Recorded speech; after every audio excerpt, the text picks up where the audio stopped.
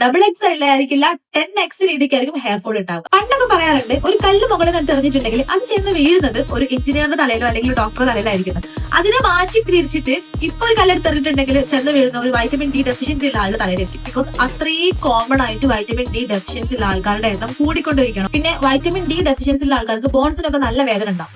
അത് മാത്രമല്ലാണ്ട് ഇത് ഹെയറിനെ എങ്ങനെയാണ് ബാധിക്കുന്നതെന്നല്ലേ, ശരിക്കും നമ്മുടെ ഹെയർ ഫോളിക്കിൾസിനെ ആക്റ്റീവ് ആക്കാൻ വേണ്ടി സപ്പോർട്ട് ചെയ്യുന്നത് വൈറ്റമിൻ ഡി ആണ്. പക്ഷേ ഈ വൈറ്റമിൻ ഡി ഡെഫിഷ്യന്റ് ആയിട്ടുണ്ടെങ്കിൽ നമ്മുടെ ഹെയർ ഫോളിക്കിൾസിനെ സപ്പോർട്ട് ചെയ്തില്ല, ആക്റ്റീവ് ആക്കാൻ വേണ്ടി സപ്പോർട്ട് ചെയ്തില്ല. അത് കാരണം നമുക്ക് നല്ല രീതിക്ക്, അതായത് ഡബിൾ എക്സ് ആയിരിക്കില്ല 10x രീതിക്കായിരിക്കും ഹെയർ ഫോൾ ഉണ്ടാവുക. എനിക്ക് പെട്ടെന്ന് ഹെയർ ഫോൾ ഉണ്ടായ സമയത്ത് ഇതെങ്ങനെ പെട്ടെന്ന് ഹെയർ ഫോൾ ആയി, അതായത് ഇത്രയും ദിവസത്തിന് വലിയ കുഴപ്പമുണ്ടായിരുന്നില്ല, പെട്ടെന്ന് ഹെയർ ഫോൾ ആയത് എങ്ങനെയാണ്? ടെസ്റ്റ് ചെയ്ത സമയത്താണ് വൈറ്റമിൻ ഡിന്റെ അളവ് എന്റെ ശരീരത്തിൽ ഡെഫിഷ്യന്റ് അളവിലാണ് നിൽക്കുന്നത്. അങ്ങനെയാണെങ്കിൽ അങ്ങനെയുള്ള ആൾക്കാർക്ക് നല്ല രീതിക്ക് ഹെയർ ഫോൾ ഫേസ് ചെയ്യും. അപ്പൊ നിങ്ങളും ചിലപ്പോൾ അതേപോലെ തന്നെ ആയിരിക്കും. നിങ്ങൾ മസ്റ്റ് ആയിട്ട് ഒരു ഡോക്ടറെ കൺസൾട്ട് ചെയ്തിട്ട് നിങ്ങളുടെ ഹെൽത്ത് ചെക്കപ്പ് ഒരു പെർട്ടിക്കുലർ ഇന്റർവെല്ലിൽ നിങ്ങൾ ഹെൽത്ത് ചെക്കപ്പ് ചെയ്യുന്നുണ്ടെന്ന് ഉറപ്പുവരുത്തുക. ഇതിന്റെ ഫുൾ വീഡിയോ നമ്മുടെ യൂട്യൂബ് ചാനലിലുണ്ട്. ലിങ്ക് ആവശ്യമുള്ളവർ ലിങ്ക് എന്ന് കമന്റ് ചെയ്യുക.